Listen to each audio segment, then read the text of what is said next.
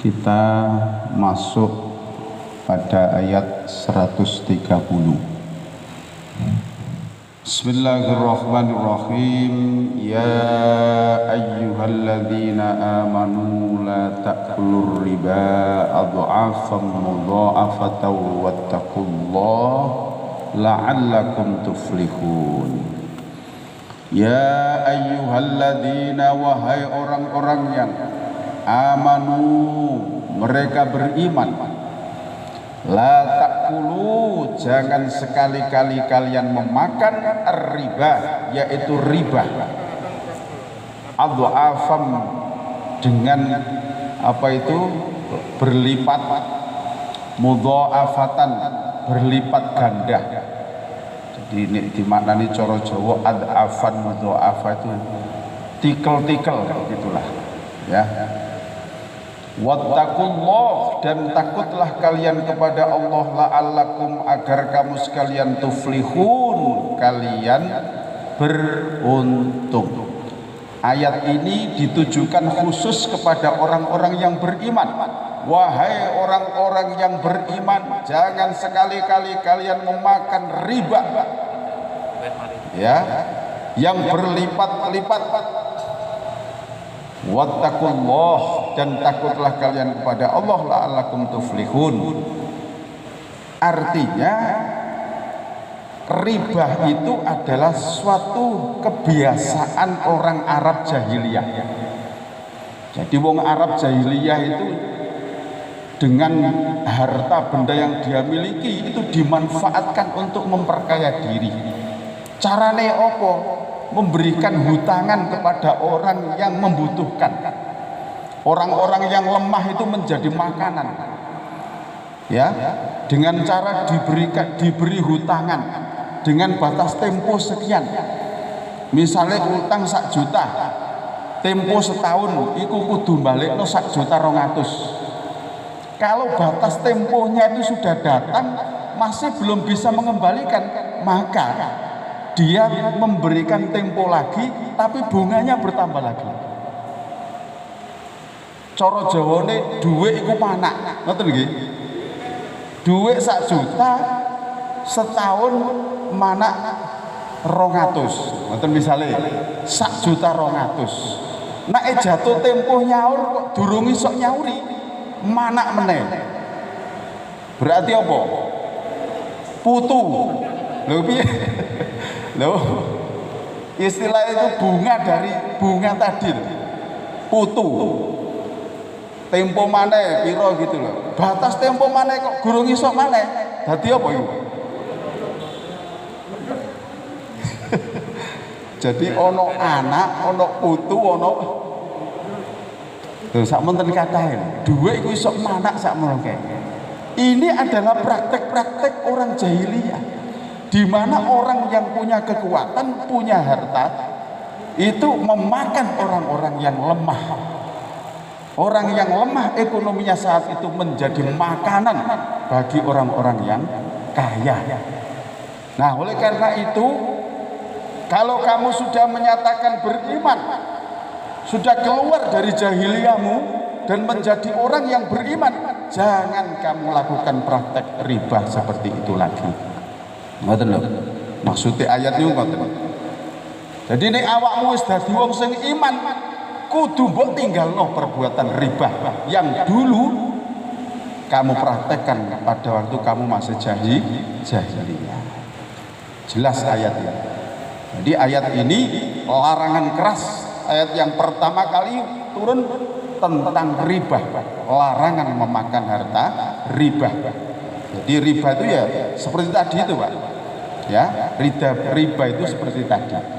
Cuma riba itu ada 2 macam. Ada riba nisai atau riba nasai. Terus yang kedua ada riba fadhol. Riba nasai itu adalah riba yang terjadi pada hutang piutang seperti ini. Kalau diutangi sakmene engko balekno sakmene. Gak iso maneh dikai tempo tambah maneh. Nah, itu namanya riba nasai. Riba yang terjadi pada hutang piutang. Yang kedua itu riba fadl.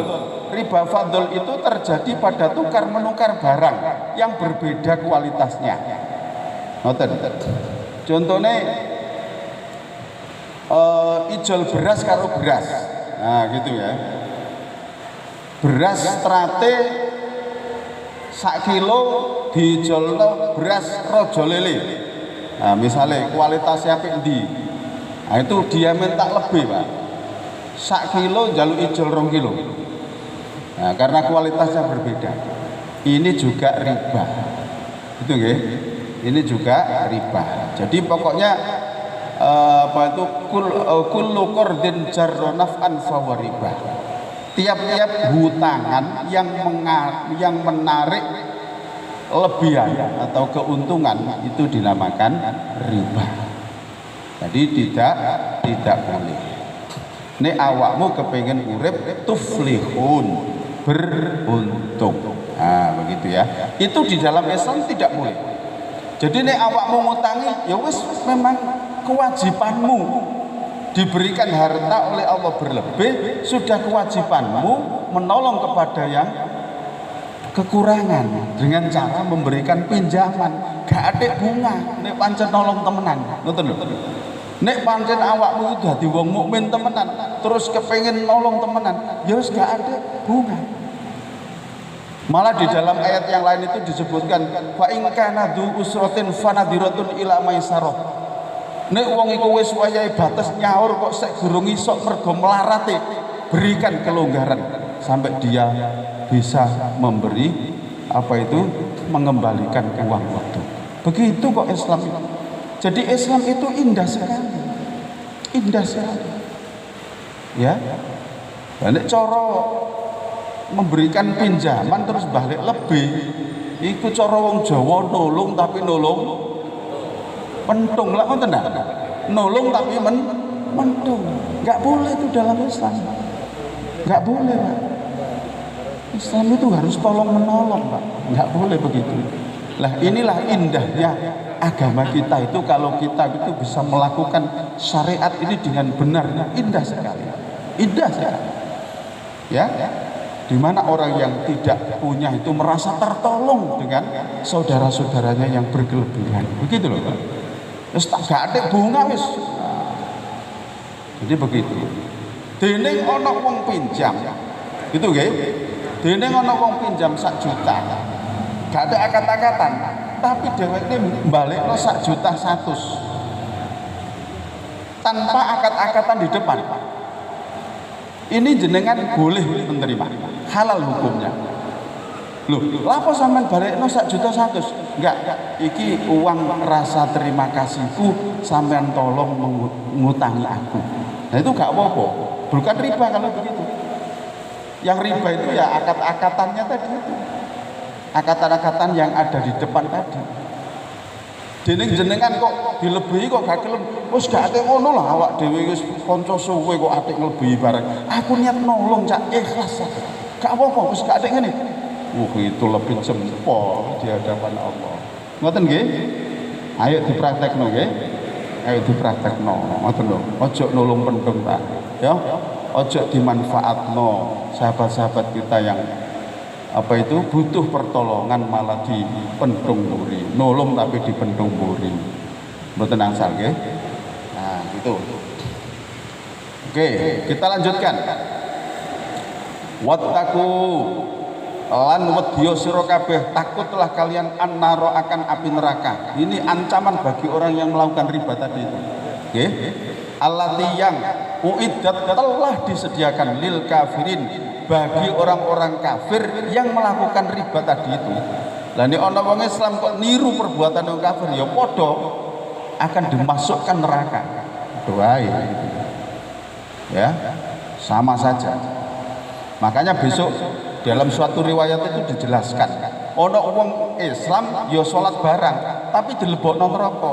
Ditakoki karo wong tanggane sing kafir kok. Lho sampean dhisik kok Islam saja. Prosoku sampean ya salat barang. Lho lha apa sampean kok dilebokno neraka padha mbek aku. Jadi seperti itu. Iya aku dhisik iku ngrentenirno uang. Lho akhirnya begitu. Ya jangan sampai kita ini sudah beriman, sudah Islam kok kumpul neraka karo wong kafir. Naudzubillah min dzalik. Ngoten lho. Jadi ayo kita praktekkan syariat ini dengan sebenarnya. Nah, oleh karena itu, kalau kamu tidak ingin masuk neraka, wa atiullah, dan taatlah kalian kepada Allah. Taatilah aturan-aturan Allah war Rasul dan aturan-aturan Rasul. Atiullaha war Rasul la'allakum, agar kamu sekalian turhamun, kalian dirahmati. Begitu. Jadi nek pancene panjenengan itu bener-bener dadi wong mukmin sing sejati, gelem nolong koncone, ya, tidak ingin menarik keuntungan apapun, memang ikhlas saya menolong, akan mendapatkan rahmat dari Allah. Saya memberikan pinjaman sampean ini karena saya ingin mentaati Allah dan Rasulnya. La'allakum turhamun, pasti kalian akan dirahmati oleh Allah. Ngoten Pak nggih. Ya. Niki bagi tiang-tiang sing memang imane wis mapan Pak nggih. Imane mapan kados jenengan ngeten niki ahli jamaah saka masjid. Tapi nek bagi orang-orang yang imannya belum mapan ya perhitungan. Ya iman rek dhuwit 1 juta tak sileno setahun. Aku gak ada apa-apa, rugi lah. Nah begitu Pak. Pasti begitu, memperhitungkan untung rugi, gitu loh. Tapi tidak tahu bahwa jika dia itu mentaati Allah dan Rasulnya, ini tidak akan rugi. Karena besok akan diganti oleh Allah di hadapan Allah Subhanahu wa Ta'ala. Ini yang dia tidak ingat itu. Yang sing didelok itu wong kalkulasi donya. Lah ngoten sih. Kalkulasi donya ya mesti hae. Secara matematika, jenengan punya uang 20.000 terus diinfakno 10.000 ya karek 10.000. Iki menurut perhitungan matematika donya, tapi menurut perhitungannya Allah justru 10.000 itu dilipat gandakan menjadi 10 kali. Lho ngoten Pak. Lah ngeten niki nggih angel duwe keyakinan ati kados ngeten iki nek pancene imane dereng mapan. Ngoten lho nggih. Nah, jadi sing dideloki ya untung ruginya tadi itu. Apa untungnya aku nilai sampean? Lho ngono malah. Tidak melihat di hadapan Allah apa yang akan diterima. Nah, maka akan diberikan rahmat oleh Allah. Mugi-mugi kula panjenengan saged ngamalaken ayat niki. Ngoten nggih. Terus kita lanjutkan. Nah, ini sudah ganti pembahasan. Barangkali ada yang tanya, karena ini ganti pembahasan. Bu Menawi yang terkait dengan ini tadi. Monggo. Soalnya pun gantos pembahasan. Nggih, monggo. Sambil jalan. Assalamualaikum warahmatullahi wabarakatuh. Waalaikumsalam. Yang ingin saya tanyakan itu Ustaz, bagaimana kalau kita ini yang jadi konsumennya Ustaz? Konsumen Ya, karena kita misalkan ambil sebuah kendaraan yang awal harganya segini, tapi ternyata kita cicil jadinya 2 kali lipat atau berapa kali lipat. Oke, sampun ngaten mawon. Assalamualaikum warahmatullahi wabarakatuh. Waalaikumsalam warahmatullahi wabarakatuh. Begini, kalau jual beli, makanya Rasulullah itu tidak memperbolehkan jual beli itu dua harga itu tidak boleh. Nah, kalau panjenengan misalnya, panjenengan itu memang usaha misalnya yang mengkreditkan barang. Jadi sudah jenengan hitung bahwa saya kreditkan sekian. Akad-akatannya memang sudah kredit. Gitu nggih. Nah, dalam jangka waktu menjadi sekian itu tidak apa-apa. Jadi sing ndadekno gak boleh itu begini. iki nek sampean kontan sakmene, nek sampean kredit sakmene. Ya begitu. Sampean kredit sakmene. Jadi kata-katanya nek kreditno mau, aku dodol barang iki sakmene ta. Sampean angsur sekian kali. Padha karo ngono. Ngoten lho maksudnya. Nek sampean gelem ya regane barangku iki sakmene. Sampean cicil sekian kali. Ngoten, Pak. Biar kata-katanya itu bisa selamat dari riba. Memang aku dodol barang iki sakmene. Kan gitu nggih. Jenenge wong nyambut gawe lan mesti ndelek untung itu kan halal. Ya cari untung itu halal. Misalnya saya jual laptop. Aku kulak laptop iki. Misalnya aku kulak 3 juta. Ngoten nggih. Tak dol 1,5 juta. 3 juta. Tak dol 3,5 juta. Kan halal saya. Cari badi itu kan boleh. Nah sama dengan begitu, Pak. Jadi jenengan misalnya gini. Kulak barang sakmene. Jenengan dol sakmene dengan cara diangsur sekian kali. Itu boleh. Anu Ustaz, ini maksud saya kitanya yang nyicil gitu. Oh, jadinya begitu. kitanya itu bagaimana gitu Ustaz. Oh kita nggak apa-apa. Nggak Jadi, apa-apa. Misalkan harganya kan sudah beda gitu Ustaz. Iya, nggak apa-apa. Nggak apa-apa. Berarti kitanya bukan riba kan Ustaz? Bukan. Oh, bukan. Bukan. Enggak. Jadi ya sama dengan tadi, Pak. Aku ndelek keuntungan 3 juta. Jadi untuk konsumen nggak ada masalahnya. Nggak ada masalah untuk konsumen loh ya. Nanti yang perlu saya pahamkan tadi itu dengan cara ngangsur tadi itu. Aku kulak 3 juta. Aku ngapek badi 500 berarti tak dol 3,5 juta. Entar. Aku kulak 3 juta. Tapi tak dol 4 juta dengan cara diangsur. Kan podo ae. Gitu loh. Aku ngapek badi 4 juta, tak dol 4 juta, berarti badiku kan 1 juta, tapi tak angsurno. Ngoten, Pak. Itu biar akad-akatannya itu selamat. Untuk kita enggak ada masalah, Yang penting jelas transaksinya seperti apa, kan gitu nggih. Transaksinya seperti apa. Sampun nggih? Ada lagi? Monggo. Ada lagi Pak. Nggih. Ini ada pertanyaan dari Ibu Diah. Ada pertanyaan dari Ibu Diah Kusumaningati. Assalamualaikum warahmatullahi wabarakatuh. Ustaz. Apa hukumnya kalau ambil utangan di bank? Pastikan ada bunganya. Itu pertanyaannya. Terus ada lagi untuk saya. Yang dimaksud dengan Pak Sutowo tadi kan gini Pak, kita ambil kredit di suatu dealer ya, dealer itu kan memang satu harga, cuman dia dilimpahkan di pihak ketiga seperti leasing gitu. Jadi leasing itu membeli istilah gimana ya, kalau misalnya saya ngambil kreditan di mana, di dealer antara saya dengan dealer, tapi karena saya kredit, kemudian sama pihak dealer dilimpahkan dengan leasing. Memang leasing antara dengan dealer itu satu harga, cuman leasing ke kita itu beda harga. Jadi misalnya sepeda motor 15 juta, ternyata setelah dileasingkan itu bisa lebih dari 22 juta.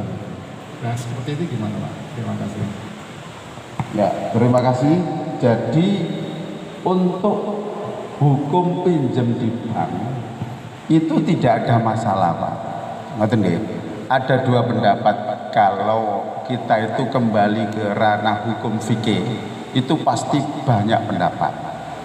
Menurut ulama sing kewenceng temenan, ya gak oleh sing ngotok.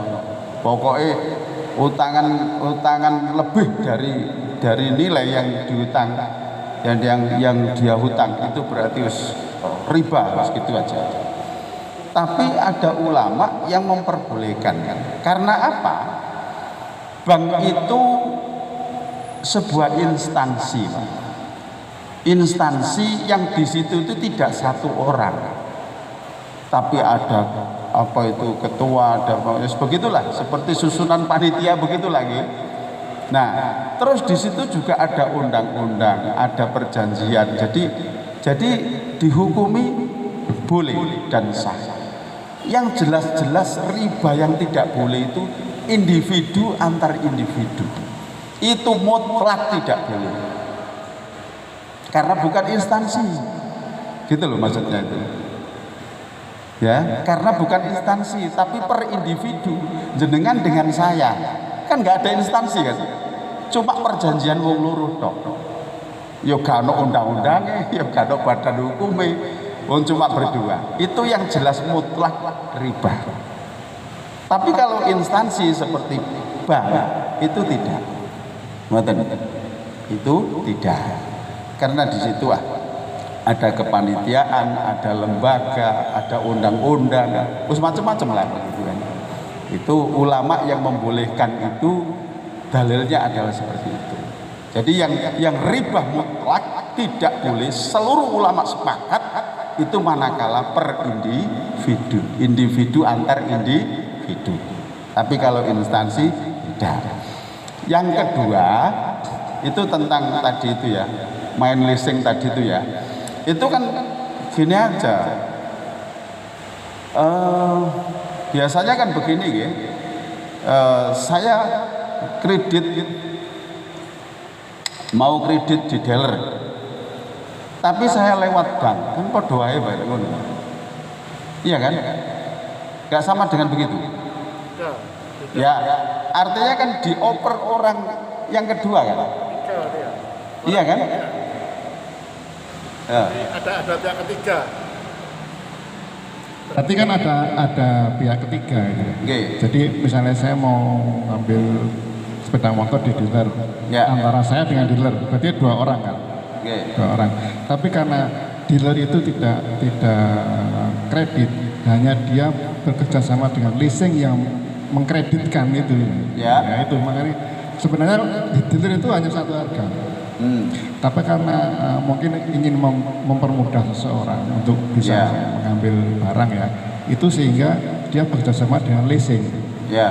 Nah, kalau dengan leasing berarti harganya sudah berbeda. Kalau dari dealer katakanlah 15 juta, tapi karena saya kredit maka dileasingkan, itu jadi berubah harganya.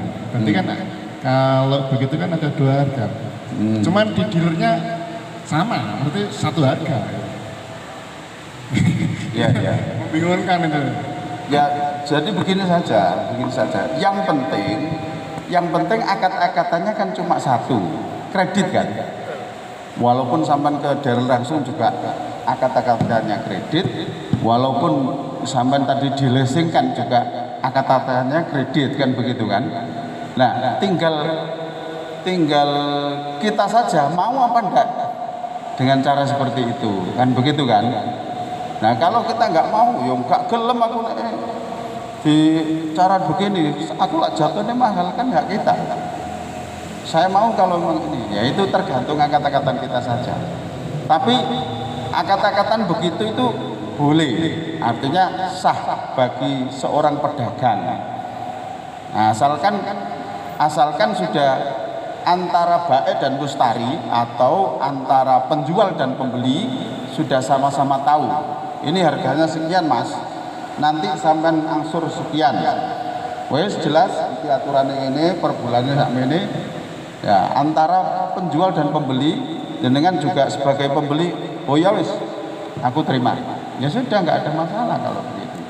Berarti memang diperbolehkan Ustaz ya? Boleh, memang boleh. Kalau misalnya tukar tambah, ini kan sekarang banyak sekali untuk tukar tambah ya. Misalnya sekarang saya punya Honda tahun 2000 katakanlah. Saya ingin bertukar tambah dengan Honda yang tahun 2020 katakanlah. Berarti kan ada selisih tahun ya. Harganya pun berbeda. Kalau misalnya kendaraan saya dihargai 5 juta, sedangkan harga di situ yang baru 10 juta. Berarti kan ada selisih 5 juta ya? Nggih. Nah, yang 5 juta ini apakah termasuk riba atau enggak? Ya enggak. Boleh saja. Tukar tambah kan biasa dalam dunia jual beli kan. Jadi barangnya sampean tak regani sakmene. Ya nek sampean jual ijol ya sampean tambah sakmene. Itu enggak apa-apa. Asalkan antara penjual dan pembeli sudah sama-sama sepakat dengan akad yang sudah diucapkan tadi itu. Ngoten nggih? Saya kira jelas nggih? Nggih, monggo Pak. Eko. Assalamualaikum warahmatullahi wabarakatuh. Waalaikumsalam warahmatullahi wabarakatuh. Bagaimana dengan penghasilan bukan jual beli barang tapi ini jual jasa? Misalnya orang bekerja kan tidak ada modal, hanya tenaga. Nggih. Tapi bekerja di suatu perusahaan yang perusahaan itu adalah minuman keras, misalnya bir. Nah, bagaimana si jual tenaga itu atau jasa itu haram atau halal itu? Nggih. Jadi begini, Pak, kalau barangnya itu sudah barang haram, maka pekerjaannya pun juga dianggap haram. Jadi begitu nggih.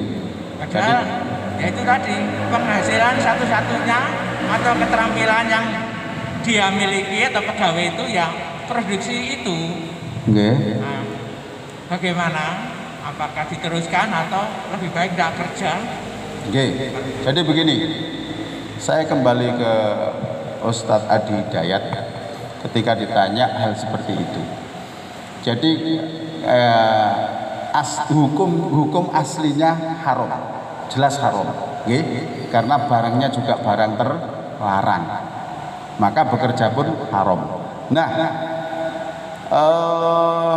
kalau dia itu sudah tidak punya alternatif lain lagi untuk suatu pekerjaan, maka itu dihukumi hukum darurat. Darurat itu berarti kan diperbolehkan. Tapi kata Ustadz Adi Hidayat, tapi jangan terus-menerus menikmati itu, gitu loh maksudnya itu. Sambil dia itu kena darurat, hukum darurat, ya cobalah berusaha berikhtiar untuk keluar dari situ dan mencari yang jelas-jelas halal. Jalan keluarnya ngoten, Pak. Jalan keluarnya itu tetap hukum aslinya haram karena bekerja di barang-barang haram terlarang. Nah, karena terus dihukumi darurat kalau memang dia tidak punya alternatif lain selain itu. Tapi jangan menikmati terus-menerus di situ sambil dia tetap kena hukum darurat di situ. Carilah alternatif pekerjaan lain yang lebih jelas-jelas halal. Nah, itu solusinya begitu, Pak. Solusinya begitu. Karena kalau kita itu tidak punya solusi, itu jelas haram itu, sampai harus keluar dari situ, sampai harus meninggalkan pekerjaan itu. Lu terus mangan opo? Lu kan begitu. Lu anaknya lah kayak sekolah. Lu makanya dikasih solusi tadi itu. Solusi tadi. Ngoten ta, Pak? Kasih. Nggih. Assalamualaikum warahmatullahi wabarakatuh. Oke, ya terima kasih. Ini saya juga menimba ilmu dari ustadz-ustadz yang lain seperti itu ya. Jadi seperti itu. Jadi yang penting jangan menikmati terus-menerus di situ gitu loh. Sadarlah bahwa itu adalah pekerjaan yang tidak halal gitu loh. Segera cari alternatif lain gitu yang lebih halal. Ngoten. Terus kita lanjutkan. Wasari'u. Barangkali ibu-ibu ada yang tanya? Kita. Nggih, sampun. Bu menawa ana biasa ibu-ibu ini kena arisan. Ya apa arisan? gak wayahe nrimo tapi dhewe njaluk dhisik dengan cara gelem dikurangi dan lain sebagainya. Ya, kalau itu saya sudah sering ditanya oleh ibu-ibu. Jadi mestinya arisan ini wayahe Pak Musa misalnya, Mas Musa. Mari ngono terus Pak Yasin itu butuh. Ya apa aku tak jaluk dhisik. Mestine oleh 1 juta gak apa-apa, sapa sing njaluk dhisik berarti ya bayar 100 misalnya. Berarti Pak Yasin asale oleh 1 juta dicengklong 100 mergo njaluk dhisik mul. Nah terus saya tanya, terus nanti 100 dari yang minta duluan itu kembali kemana? Ya dibagi malih Ustaz teng anggota, ya gak apa-apa balik mana. Dan itu sudah menjadi kesepakatan di awal. Jadi sudah menjadi kesepakatan di awal. Jadi ketika mendirikan ayo gawe arisan ya engko ngene. Sapa sing ono perlu misale ya terus gak wayahe terus dhekne njaluk dhisik ya bayar sakmene. Lah engko bayar-bayar iki dikumpulno engko dibagi maneh. Ya padha wae gak masalah itu. Ya, enggak masalah. Soalnya sudah ridho sama ridho, rela sama rela dengan aturan itu. Toh kembali ke anggota itu. Ya, kita lanjutkan. Wasari'u dan bersegeralah kalian ila maghfiratin menuju ampunan mir rabbikum dari Tuhan kamu sekalian. Wa jannatin dan surga arduha luasnya as-samawatu seluas langit wal ardu dan bumi uiddat telah disediakan lil muttaqin bagi orang-orang yang bertakwa. Jadi oleh karena itu tinggalkan perbuatan riba ketika kamu sudah beriman dan bersegeralah menuju ampunan Tuhanmu atas perbuatan jahiliyah dulu yang kamu lakukan, yaitu melakukan riba. Bersegeralah kamu menuju ampunan Tuhan kamu, ya, karena kalau kamu bertaubat dengan memohon ampun kepada Allah, kamu akan disediakan surga yang luasnya seluas langit dan bumi.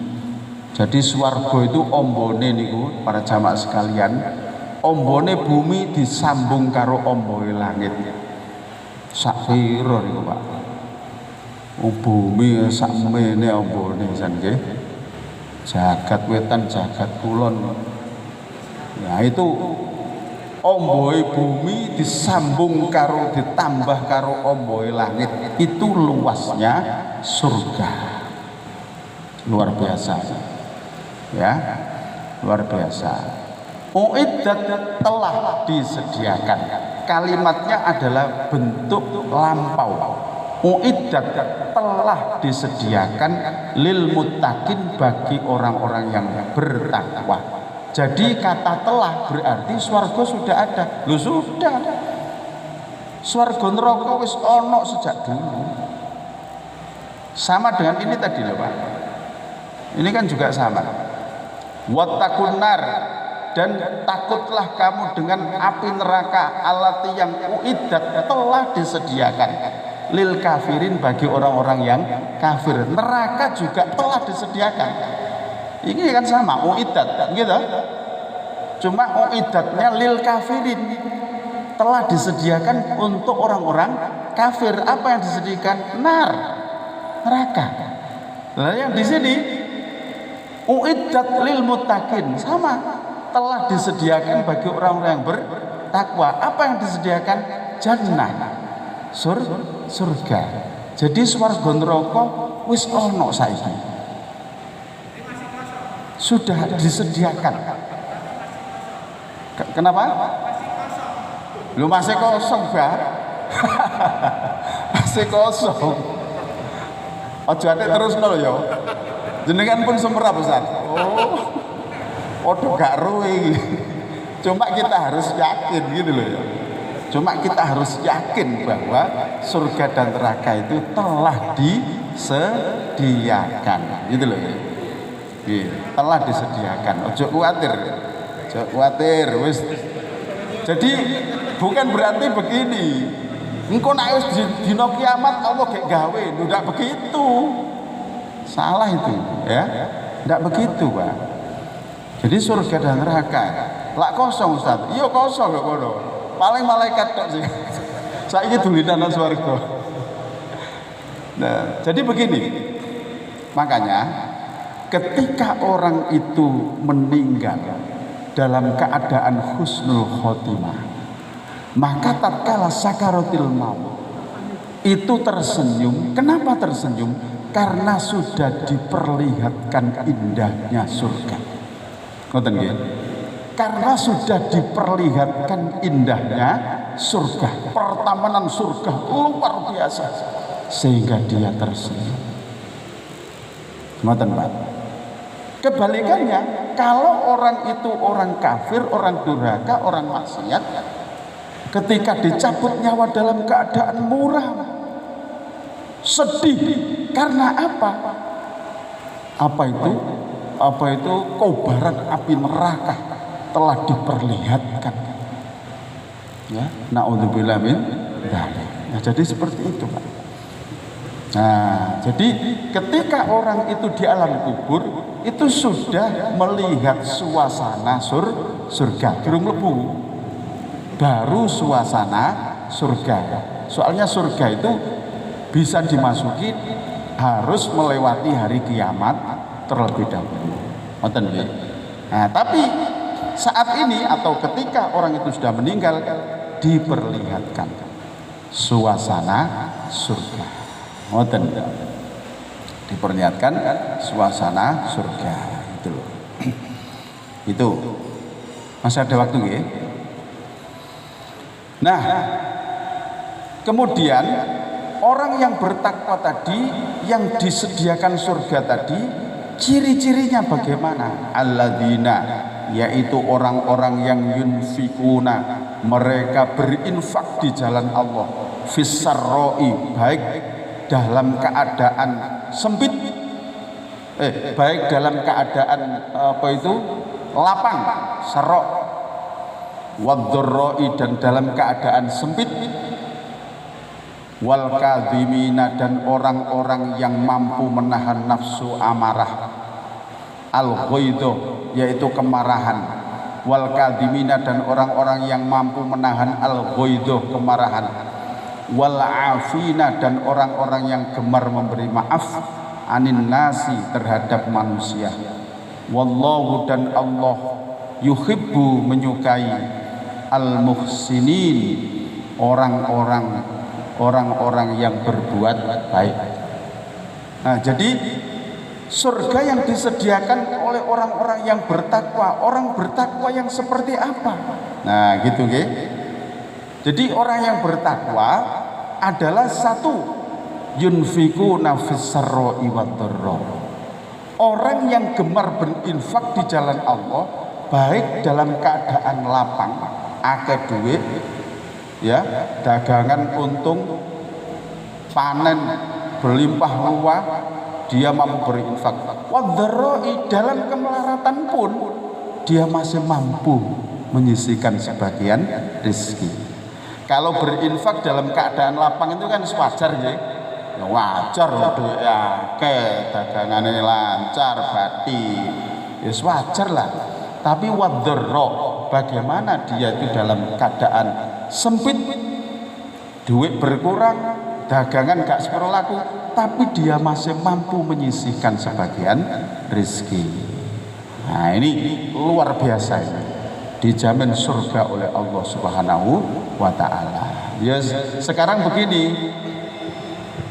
Loh, kalimatnya begini aja lah, Pak.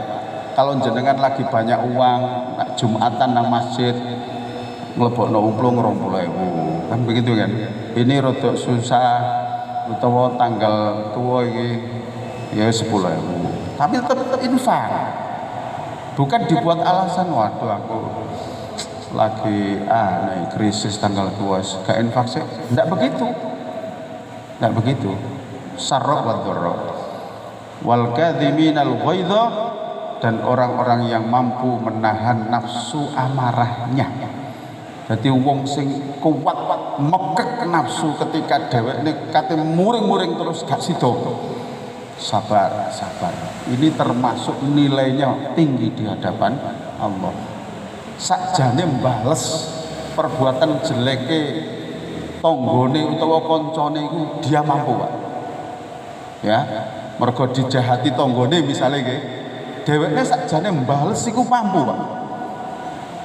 Misalnya ngaplok atau nempeleng itu dia mampu, tapi dia tidak melakukan itu. Ini loh namanya cirinya orang yang bertakwa yang dijanjikan surga oleh Allah Subhanahu wa taala. Seperti itu. Wal afina anin nas, dan orang yang gemar memberikan maaf. Ya. Sadurunge kancane iku njaluk sepuro wis sepuro wis. Nah, tapi nggih rada abot nggih. Rada abot niki, tapi ya wis ayo belajarlah, dilatih. Jadi ono tanggane salah, tapi mestine tanggane iku sing njaluk sepuro. Tapi ki enggak, gak apa-apa tak sepuro. Hatinya lapang. Ini derajatnya tinggi di hadapan Allah Subhanahu wa taala. Nah, ini wallahu yuhibbul muhsinin. Allah itu menyukai kepada orang-orang yang berbuat baik seperti ini. Dereng salah? Belum. Nah, terkait dengan ayat ini ada kisah. Ada sahabat namanya itu Ali bin Husain. Ali bin Husain ini punya pembantu. Ya, punya pembantu. Mobil itu perempuan biasanya. Terus biasanya pembantu itu membantu kalau orang dulu di desa itu ada air di kendi itu loh Pak, ya. Air di kendi itu kan harus dipancurno untuk wudhu. Jadi kalau majikannya itu mau wudhu, budaknya ini ngangkat kendi ini terus dipancurno, terus tuannya ini wudhu. Artinya Ali bin Husain tadi wudhu. Nah, ketika budaknya ini sedang mengangkat kendi untuk wudhu tadi itu, ternyata tiba-tiba jatuh kendi itu, maka rusak semua, pecah dan airnya tumpah semua. Padahal wudhunya belum selesai. Nah, melihat itu Ali bin Husain ini kayak wajahnya itu menatap dia tuh dengan keadaan marah sekali. Lalu si budak ini membaca kalimat ini, wal kadhiminal ghaidha. Begitu, Pak. Lalu apa itu tidak jadi marah. Terus setelah itu wal afina anin nas. Kamu sudah aku maafkan. Dia membaca wal afina anin nas. Terus apa itu kemudian dia membaca wallahu yuhibbul muhsinin. Si budak tadi, Allah menyukai orang-orang yang berbuat baik. Kalau begitu sudah, aku ridho, sekarang aku merdekakan, pulanglah ke rumahmu. Nah begitu Pak. Ini ada kisah yang seperti itu. Jadi derajatnya ketakwaan di hadapan Allah ini balasannya adalah surga.